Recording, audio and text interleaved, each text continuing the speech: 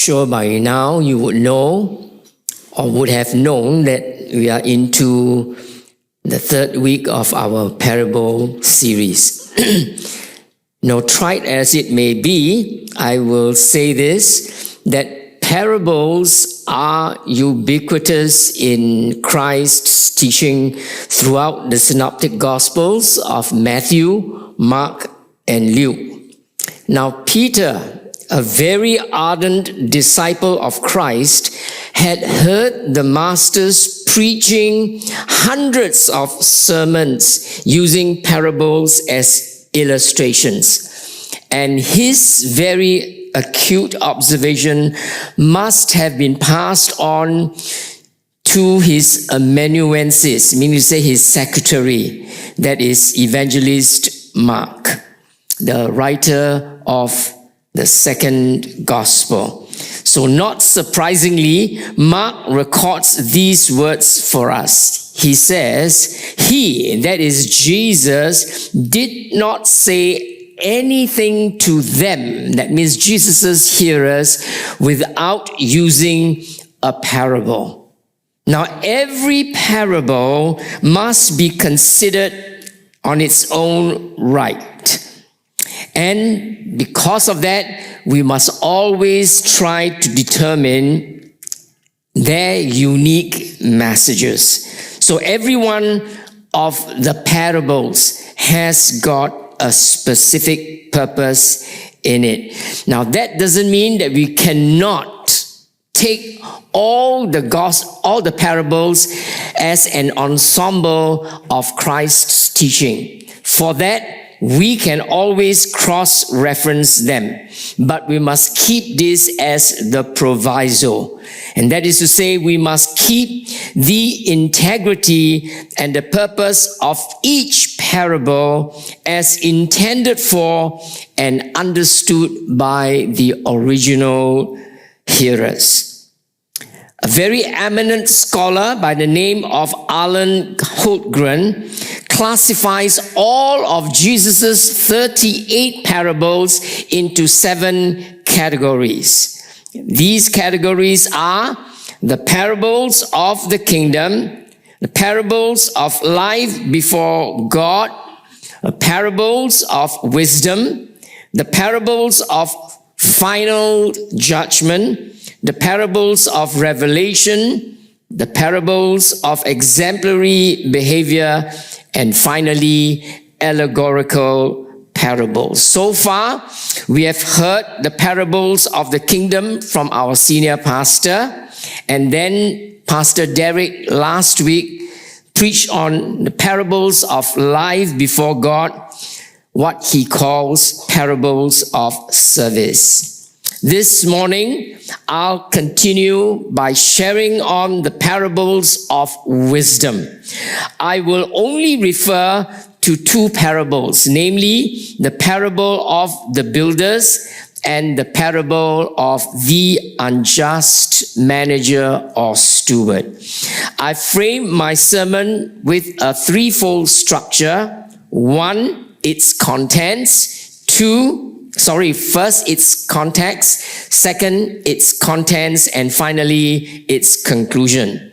Let's begin with a simple parable. That is the parable of the wise and foolish builders. Now, Jesus deliberately juxtaposed 2 men in jarring contrast. One he calls wise. This prudent man is far-sighted and deep thinking. The other he calls fool or foolish. Now, in the Greek, the word foolish is moros. The English word is moron, from which it is derived. The foolish is stupid in that he is dull thinking and short-sighted. Now, what prompted Jesus to teach the parable? And if we can answer this, it will lead us to the context of the parable. Now, before looking at our text, let's go back to Matthew chapter 4, verse 23 to verse 25. And note Jesus' fame as a teacher. Jesus went about all Galilee, teaching in the synagogue, preaching the gospel of the kingdom. That's the first thing he did. Second, healing all kinds of sicknesses. And of course, in the end, his fame spread about throughout all Syria, and great multitudes followed him from Galilee, from Decapolis, from Jerusalem, from Judea, and then beyond all Jordan. Jesus' reputation as a teacher attracted great multitudes. Now, this is not redundant. In English, we will say that it's redundant because multitude means many people, and then great. But this was actually for purpose of telling us how famous Jesus was. And great multitudes flocked to hear him preach. Such fame took a toll on him and his right to privacy. So Jesus tried many times to avoid the crowd. And on this particular occasion, after Matthew chapter 4, when people thronged about him, Jesus felt he had to have his and his disciples' own time together. So in Matthew chapter 5, right in verse 1, we find that Jesus retreated to the mountain. And as soon as he sat down on the mountain, many believe it's Mount Olive, his disciples came to him and he taught them. And please listen. After talking to them, others came around. But in Matthew chapter 5, right there from verse 1 all the way to verse 11, Jesus was with his 12 disciples, and Jesus opened his mouth and Jesus taught them, first of all, the Beatitudes. So the Beatitudes were not for non-Christians. The Beatitudes were for Christians, and that's why it's such a high standard, and we find it almost impossible to comply with. Now, with that in mind, after he has taught all his disciples the Beatitudes, Jesus then proceeded to speak and to preach on the Sermon on the Mount. And that is chapter 5, chapter 6, chapter 7 of Matthew. Please take note, whilst chapter 5 verse 1 to verse 11, it was the only hearers were his disciples. Somewhere along the line, if you read the 3 chapters, you would have found that the scribes, the Pharisees, and many others came up to the mountain to listen to Jesus. And that's when Jesus spoke the Sermon on the Mount. Let's read Matthew chapter 7, verse 24 to verse 27. Therefore, it begins with this word. It is a word to conclude a matter. So what was that conclusion? That means after he has spoken the Beatitudes and the full Sermon on the Mount, Jesus then gave this particular parable. Therefore, whoever hears these sayings of mine and does them, I will liken him to a wise man who built his house on the rock. And the rain descended, and the floods came, and the winds blew and beat. Take note. And the house did not fall. Why? For it was founded on the rock. Jesus then came with the second one. But everyone who hears these sayings of mine and does not do them, will he be like a foolish man who built his house on the sand?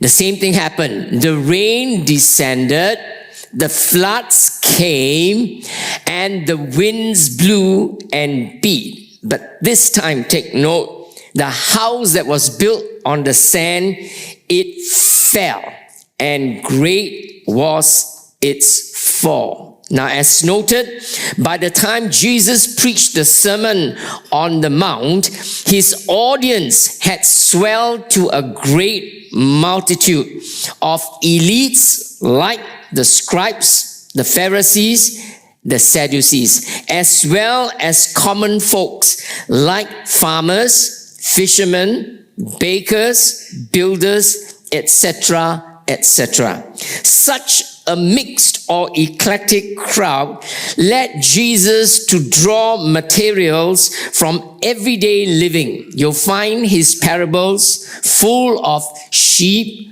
goats, wheat, weeds, bread, water, soil, etc., and etc. And he incorporated all these into his parables. So his area of preaching or the matters actually were multitudinous. So his hearers were a lot, but his subjects, they were multifarious, a lot in different varieties. So the parable of the wise and foolish builder was appended at the end of the Sermon of the Mount, and it was appended very strategically so that it provided Jesus to engage his audience and force them to consider what they would do about the truths and the principles he had just propounded in the Sermon on the Mount. So they heard the truths of Jesus. Now they must respond. And the parable of the wise and foolish virgins gave them that opportunity to respond. So that was the context. The context of the parable was to force them to think about what they had just heard and what they would do about them. Now we come to the contents of the parable. Now the parable focuses on two men, a wise and a foolish man. Now another concern of the parable is the crisis both men would encounter. Let's begin with the characters of the parable. And Jesus himself started with the wise man as the builder. Who is this wise man? This wise man is one who hears Jesus' words, believes the truths that Jesus teaches, grasp these truths. Sadly and very willfully, he does not act on them. So what this tells us is, as Jesus likens this wise man and characterizes him as follows. He is one who hears, then he's one who processes what he hears, and after he processes, he then discerns in his heart whether what he hears is true or not. And from the heart he hears, it becomes conviction. Many times, many of us end there. It becomes only conviction. Then you become only half wise. The truly wise person is, after all these processes, he ends up with this final thing. He will act upon what he has heard, what he knows to be true, and then he obeys the words. Friends, this is what Jesus says of that wise man. And he likens him to be a builder who constructs his house on a rock. The house represents a permanent abode, and the rock represents the foundation of the house. This house that he built will be strong, stable, and secure. The foolish man, on the other hand, is one who hears Jesus' words, knows them to be true, but sadly and willfully refuses to apply the truth. He is shallow with scant convictions. Jesus likens him to a builder who constructs his house on shifting sand. His house, in the end, is flimsy, is frail, and is faulty. Now, Jesus then adds a dramatic crisis that both builders would soon encounter. Let's look at this crisis. The crisis actually comprises three elements. First, the rain descended. Now, serious droughts and heavy rains happen all the time in Israel. And using this fact, Jesus describes this crisis both picturesquely and realistically.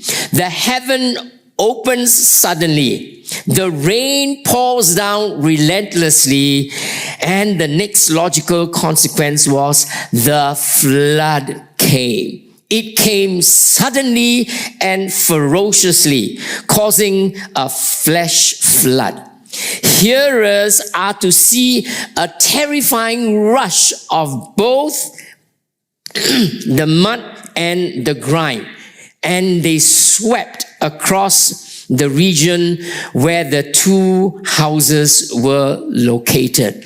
And to heighten the crisis, Jesus added a final element of nature, namely the winds. But note the intensity. It says, and the winds blew and beat. Now the word blew points to a mighty rush of cold air that would bite into the bones and causing unbearable discomfort. It was no ordinary wind, let me tell you this. And to intensify the situation, Jesus added that the winds beat against both houses. This wind was brutal in its bashing. The rain plus the flood plus the winds, they combined together to create a crisis that led to two different outcomes, all because of the different foundations the houses were built upon. Let's look at the conclusion of this parable. Jesus started with the house the wise man built. It was buffeted on all sides by the great storm, but Jesus said it did not fall. And he gave the reason: because it was founded on the rock. As to the house the foolish man built, when the same storm buffeted it, Jesus said it fell. Notice, and he says, and it fell, its fall was great. In other words, it came crashing down. The destruction was irrevocable, and the tragedy was irreversible. Now, our next parable. So that's the first parable, very simple one. Wise man built house on the rock. All the elements came, it stood firm. Foolish man, because he wanted an easy way out, built on the sand. All the wind, the rain, the flood and the winds came and the house went smashed. So that was a very easy one. Now we come to a very, very difficult parable. And I think most of you, if you had read it, you would have been very puzzled by it. I hope that today, after hearing and after some explanation, you will not be troubled by this parable. Because this parable, why it causes us to be so stumbled. In fact, it vexed us so much because the protagonist was a dishonest man and he was held up to be an example for us to follow. This parable was taught by none other than our Lord Jesus Christ. And so it was surprising that he gave a commendation of this unjust steward. So let's read Luke chapter 16, verse 1 to verse 9. We call it the parable of the unjust manager or unjust steward, depending on which version of the Bible you read.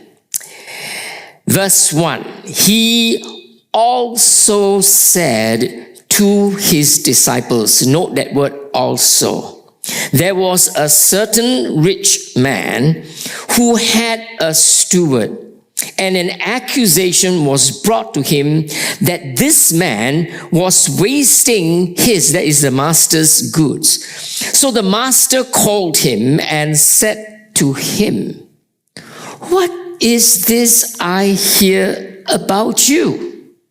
Give an account of your stewardship, for you can no longer be steward.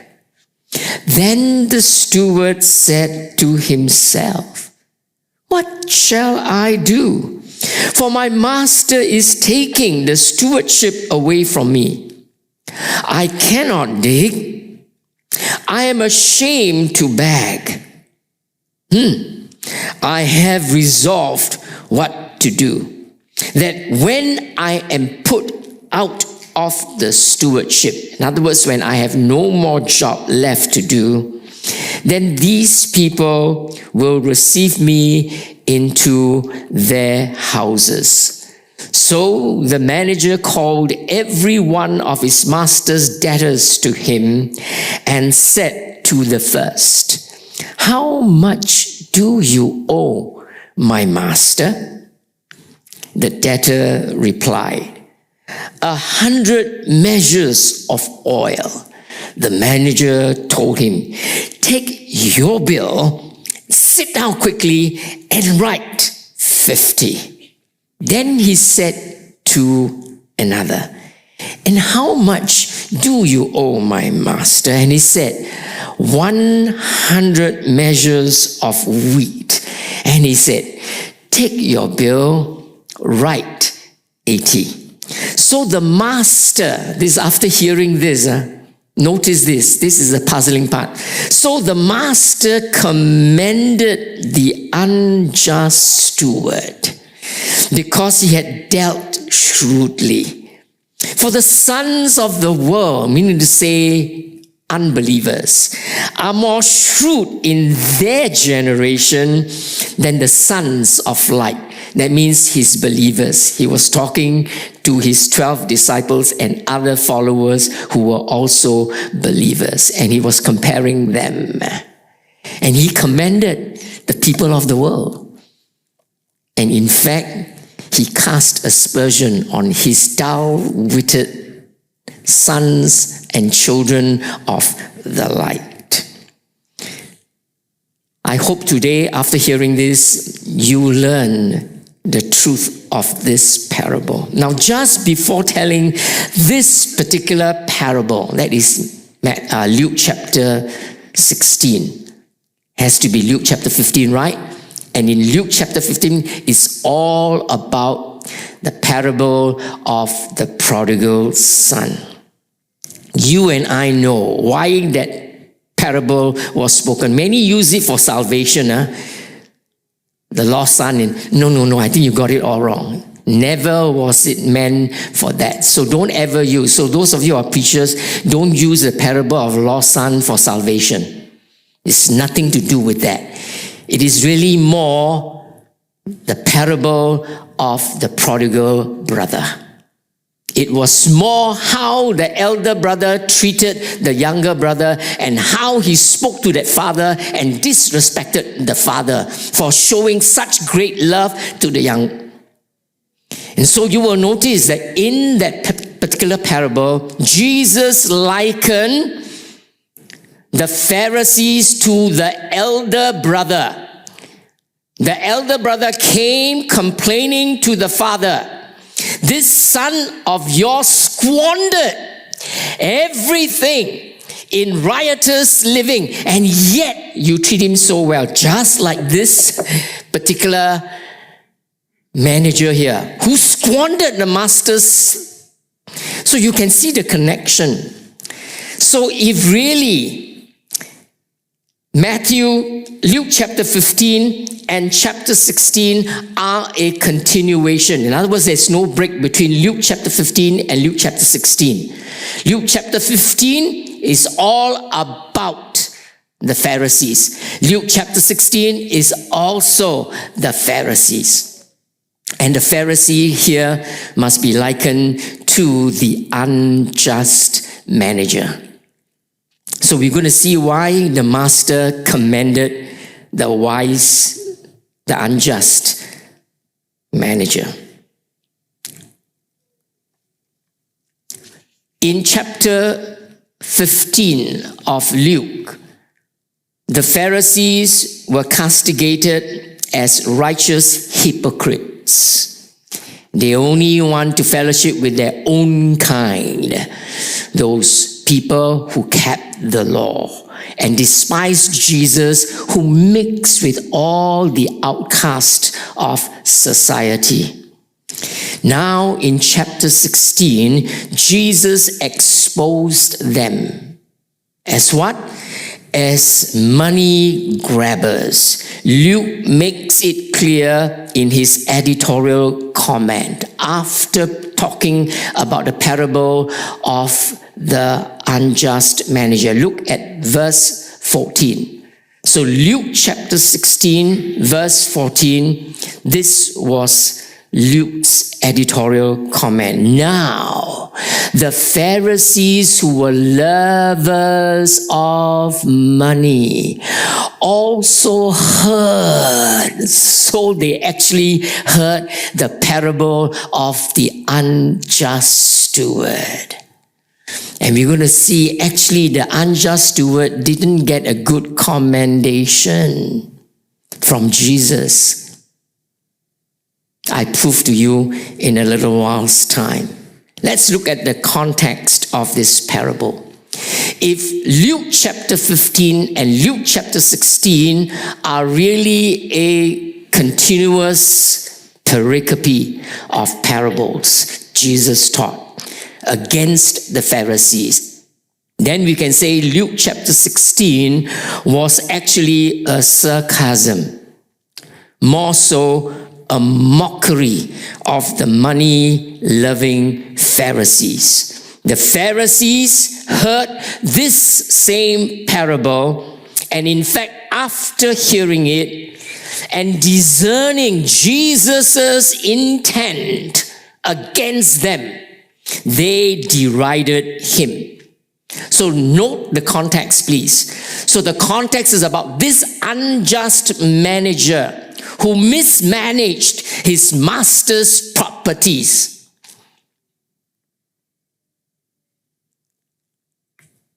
Can you get that?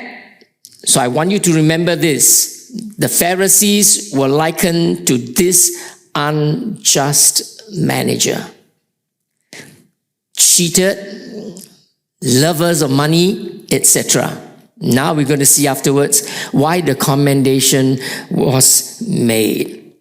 And that will come to it as in the contents of the parable. So let's look at the contents. it will become clearer, it will become more cogent when we look at the characters. First, the master. The master was a very wealthy landowner. He leased out or parceled out his lands to smaller entrepreneurs on installment scheme or installment plans. From the facts, or at least from what we read in Luke chapter 16, from verse 1 to verse 6, we really cannot tell whether this master was prudent in that he actually, how shall I put it, reposed his implicit and liberal trust on his manager. But it is only from hindsight, when we read later on, that I think we can appreciate this master. So even though he may not have been very prudent, but I can give him the credit and say that this master was very good person. When he found out the scheme of his manager, he did not react. In fact, if you read very carefully, he received the news and he took the outcome of his loss very calmly, with equanimity of spirit, so that in the end, you and I can respect him. And it makes it easier for us to accept what he says in his commendation. Now we come to the real culprit. Now we come to the antagonist. Although many people call him the protagonist, I think he is the antagonist of the whole play, the manager. Now, in most of Jesus's parables about servants, Jesus would use the word doulos, D-O-U-L-O-S, for servants. But in this parable, he didn't use doulos, but he used oikonomos, meaning to say he was not of the same level as the other servants of his parables. A doulos does menial labor, and oikonomos is entrusted with management of his master's business. He's given latitude to deal with clients, for example, by granting special favors in the way that he could even lower interest if he deemed fit, or allow different times of payments. We see that in the parable. Now we move away from the manager and we come to the two debtors. Now surely the master must have more than two debtors. It couldn't be just only two. He was too rich to have only two debtors. But why only two? Because Jesus, for economy of both time and of idea, tried to condense them and so use just only two debtors to represent, if you take note of the parable, to represent the amount of debt and the type of debt owed. Debtor number one owed 100 measures of oil, liquid measure. One measure is equal to 10 gallons. So debtor number one owed 1,000 gallons of oil. Most scholars say it's olive oil, the most expensive kind. Debtor number two owed 100 measures of wheat. And one measure of wheat is equal to 390 liters. So debtor number two owed 39,000 liters of wheat. Take note, both debts were extremely huge. They were astronomical. Jesus made it like that so that he could dramatize them. So the debts were no small debts, like you owe the bank only $100 or $200, but maybe 100,000, maybe 1 million. That's the debt representative of that time. So this landowner must have been very rich. He not only owns land, he owns oil, he owns wheat, and we can even guess other products. So definitely not just two debtors, but two representative debtors. And we will see why Jesus made them representative. Both debtors cooperated. So that's why only two were mentioned. Because these two debtors cooperated with the manager. Very likely when the manager called every one of the servants to line before him and asking about their debts, he with his shrewd mind, astute as he was, would have sized them up. Why? It takes a crook to know a crook. Birds of a feather flocks together. So maybe after talking to them, okay, this one can. I think this one will. Okay, I think this one also. So they got two who would be ready. Take note, I'm going to show you in a while's time why my belief that these two were specially chosen by the manager. So from the character right now, let's move on to the crisis in the contents. Now, at the start of the parable, if you had been very observant, you would have noticed that the manager had already faced a crisis. Verse 1. His crime of squandering his master's possession had come to his master's attention. And then an accusation. Look at verse 1. A prima facie case had been established against him. It was made out. And so we come to the point of the discovery of the crime right at the very outset of the parable. And having been notified of this crime, the master summoned the manager to answer the charge.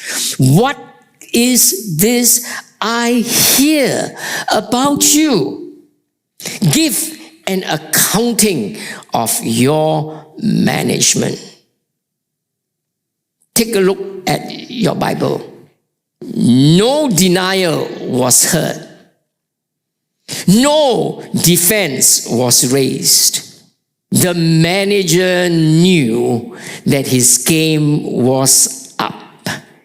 He was caught committing a criminal breach of trust. He had embezzled from his master's goods and he had used them recklessly so that his master incurred and sustained heavy losses.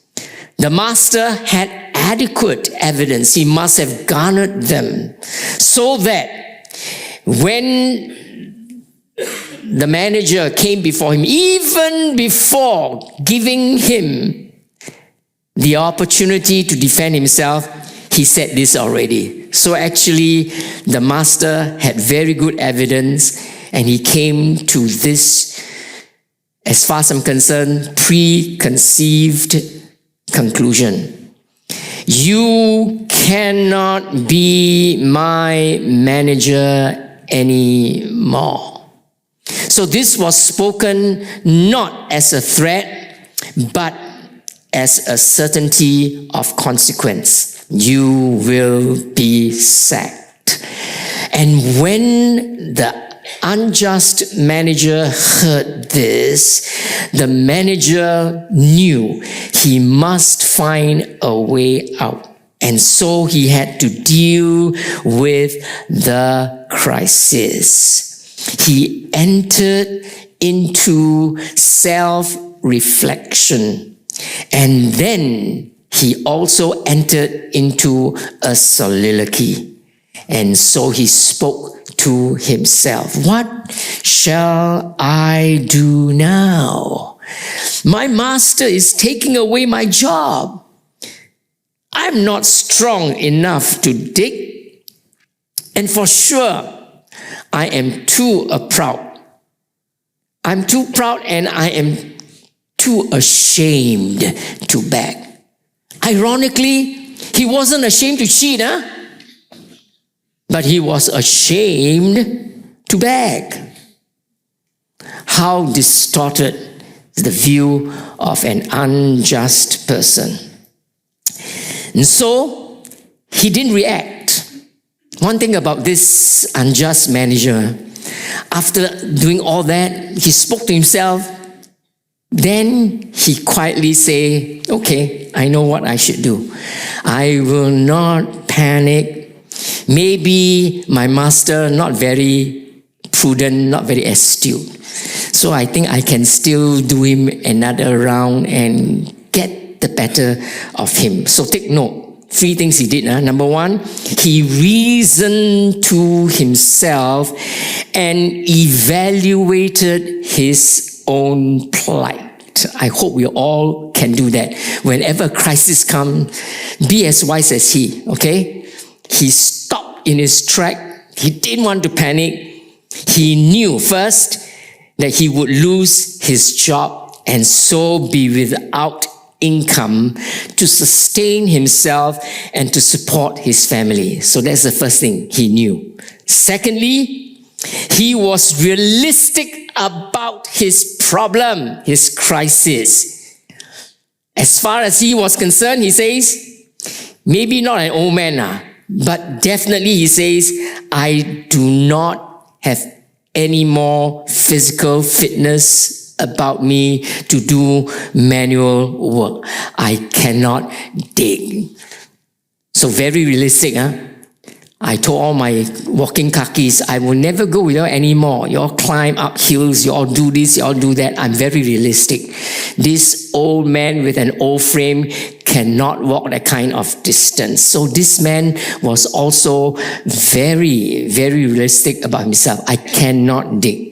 But most of all, third, he admitted to himself that he was too ashamed to beg. I think most of us are like that. Even if we have a problem, no, we're not going to tell people our problem. We keep it to ourselves. He was too proud, too ashamed to beg. And so he resolved. From here, after reasoning, he's a smart man. So he said, but I know how to get out of this problem. So he resolved to himself that he would act in a certain way. And this certain way was to go back to his own old perfidious way of cheating and defrauding. So he would defraud his master again. So seems like the master was not a very wise man. Cheated once, he's going to cheat the master again. Now look at his evil yet street smart plot that he hatched. I think he told himself, I am going to do whatever it takes, short of begging, short of doing manual work, but whatever it takes, I am going to cause people to welcome me when I have no more income, when I have no more job. In other words, I will make them beholden of me. This is that shrewd part that the master is talking about. Don't get it wrong. It's not praising it. Not praising this man. But look at the wisdom in this. I won't say wisdom, the shrewdness, the cunningness, the way this man got himself out of his fix. And he did. Because in the end, they welcome him into his residences, if that's how we read the parable. And he was commended for it.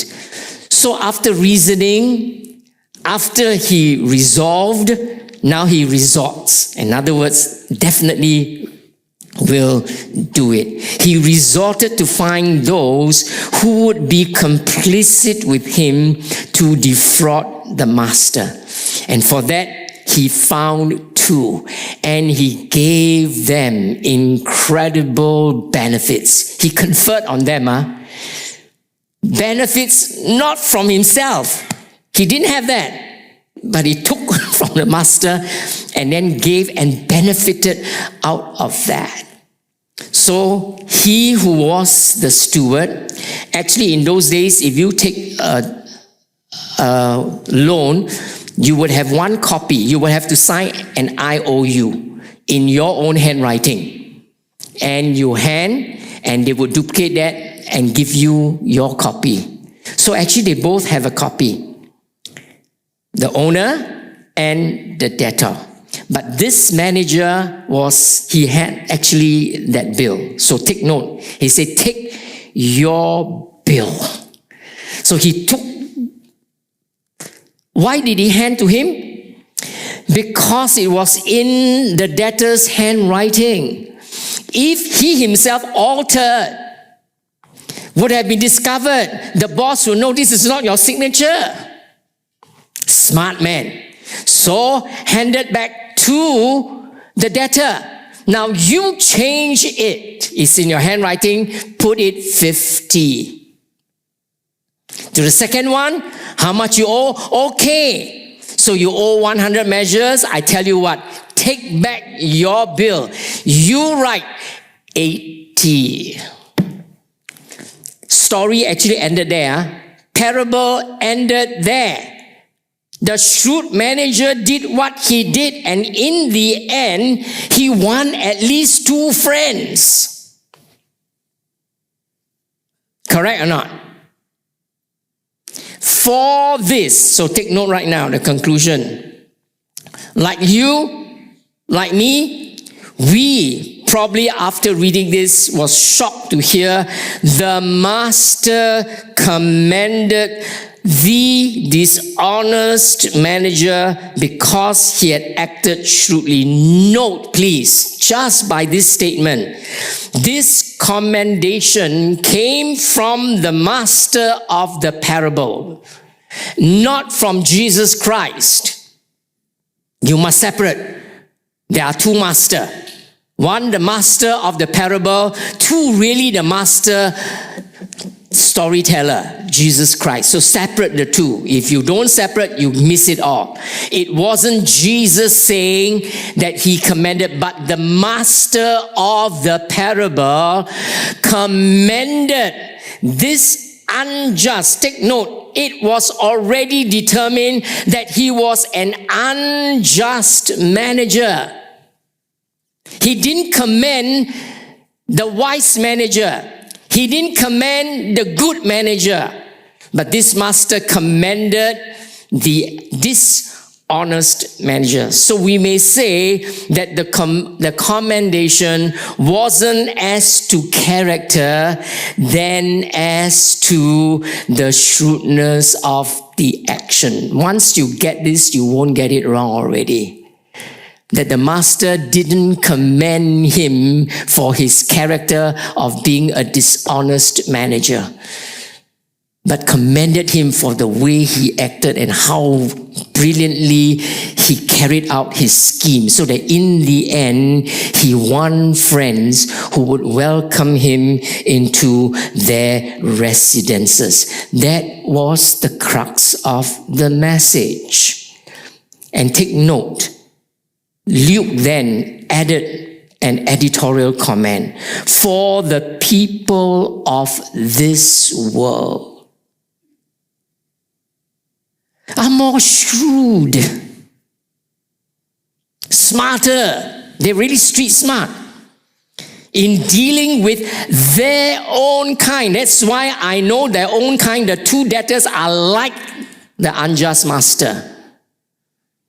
They were in cahoots with the unjust manager. So these 2 debtors were just as bad. Tell me, if you have been using your brains in reading this, You mean to tell me that the two debtors who had even in their own hand the bill of 1,000 measures, either of oil or wheat, right now told to alter, that they do not know that they were doing something irregular and illegal? Cannot be. But they knew, if I cooperated with the manager, with my kind, who would defraud, who would cheat, if I do with them, I also will gain. So I will not have to owe 1,000 measures. I right now will only owe 500. The other will say, I will owe only 800. And since the steward had all the rights as an agent to represent the master, he was an employee, he could have sealed it. And that's why you find in the end the master could not deny the fact of the reduced debt. There was no mention of it. And for that, the master commanded. Now, while verse 8 concludes the parable, verse 9 is the application of the principle of the parable. You won't go wrong if you follow me right now on verse 9. It begins emphatically. And I say to you. This definitely is Jesus speaking now. Verse 8, it was the master of the unjust manager. Here in verse 9, it is Jesus telling his disciples, as he turned away from the parable, he makes this application. And I say to you, and is a conjunction that joins verse 8 to verse 9. So the I is emphatic. I myself tell you most assuredly. What was it that Jesus stressed and told most truly? This: make friends for yourselves by unrighteous mammon, that when you fall, they may receive you into an everlasting home. Verse 8, the wise manager did to their own kind. Now Jesus says, if you are wise, do the same. Even though unrighteous mammon, meaning money, use the money to benefit and to confer your own kind.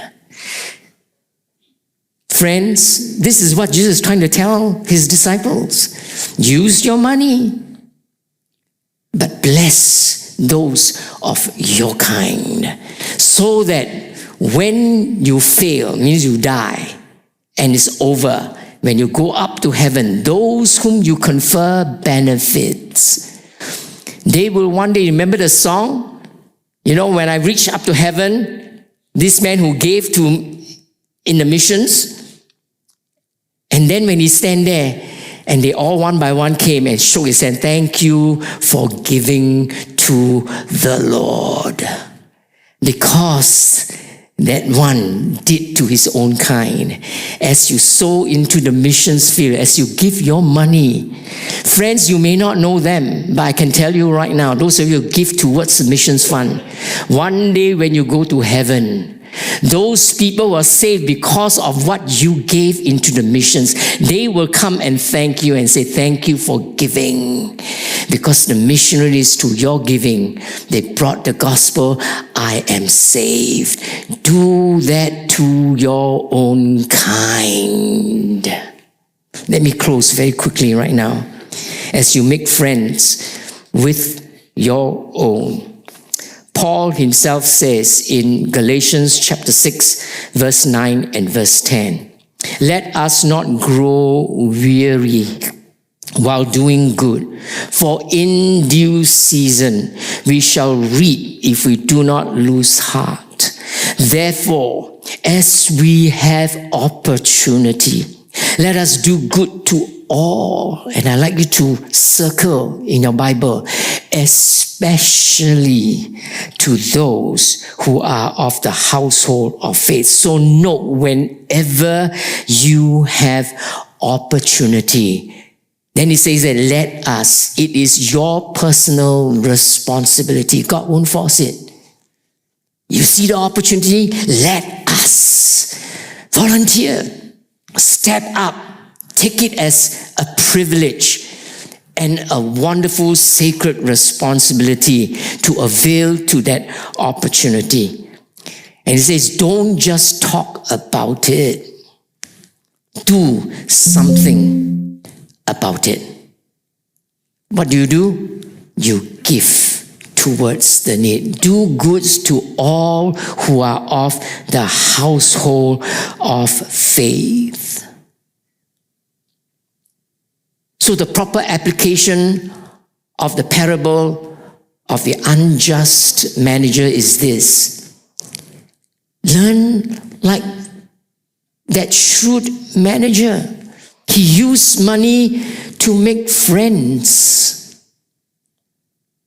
with those who in the end will bring them to their houses and invite them in. The same, if you and I will, when we go to heaven, those whom we have conferred benefit on, they will welcome us, especially if they go before us. They will welcome us into eternal habitation. Friends, as I close, remember life will always throw you a curveball.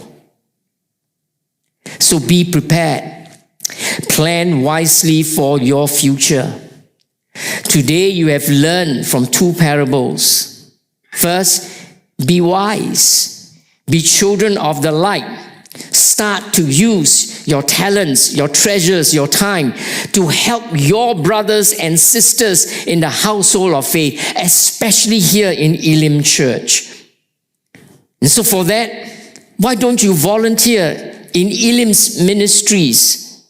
Help out if you can. In the e-kids, they are very short of teachers. Help out in ECS. Help out in the tuition. Help out in e-cafe. Importantly, give to missions if you have not done so. It's not too late for you to just give in and just designate and say for missions fund. But comes July, begin to make that pledge so that when you finish your journey on earth with your prescribed time, and when you reach heaven, you will hear Jesus say these words to you. When I was hungry, you gave me something to eat. When I was thirsty, you gave me something to drink. When I was a stranger, you took me in. When I was sick, you looked after me. And then when I was in prison, you visited me. Thank you very much. And they were very surprised. When? We didn't. No, Jesus says, no, you didn't do this directly to me. But in as much as you do this to one of those of your kind, the Christians, the believers, you will hear this one day in heaven. A lot of them out in the missions field, we don't even know them. But what we have done is this. Basically, what your missions money go is that you have done unto these, the little ones that Jesus is talking about. Don't get tired, please, of hearing this. Pastor Glenn and I always will refer to this verse. Don't get tired of it. These words were given by Jesus just before he went to the cross. We all know that first appearance matters. Last words count. If you are a communicator, you understand that. So first appearance always matters. Last words always count. What were the last words of Jesus to his disciples? He said this, I have told you these things. This is John chapter 16.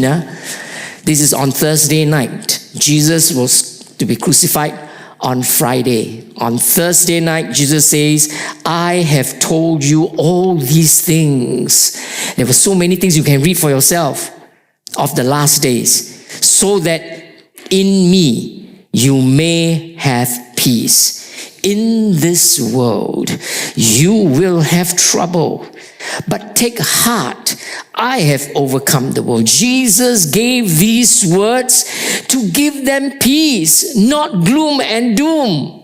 Jesus told them this, take heart, not lose heart. So whenever you hear this, don't hear the wrong way. It's a broken down record. It is a broken down record because many of us probably not even taking note of what this is saying. That in this world we have trouble. So every time we got trouble, whoa, why are we Christian? Understand that it's part and parcel of living in this sin-cursed world. We will have trouble. But what do? Take heart. So trouble come, good on you, trouble. You know that I'm going to buffet you. I'm going to knock you down. Because Jesus has overcome, I too will overcome you. Give it a sock. Friends, from now on, when troubles come, will you remember this? In this world, I'm still right now in this world. So when trouble comes out, take heart. Say to the troubles, Sam, say that. Troubles, no problem. I have Jesus. I am more than conquerors through Jesus Christ who loves me and gave his life for me. So this morning, be a wise person.